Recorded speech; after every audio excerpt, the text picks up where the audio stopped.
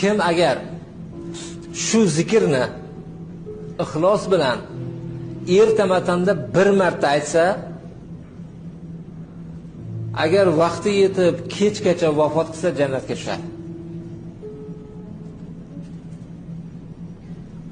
Kim agar ixlos bilan kechki payt bir marta aytsa, vaqti yetib agar ertamatdangacha vafot qilsa jannatga tushadi. Allohumma anta robbi la ilaha illa anta xalaqtani va ana abduk va ana ala ahdika va va'dika mastata'tu a'udhu bika min sharri ma sana'tu abu'u laka bi ni'matika alayya va abu'u bi dhanbi faghfir li fa innahu la yaghfiru dhunuba illa ant. Payg'ambarimiz sollallohu alayhi vasallam aytganlar.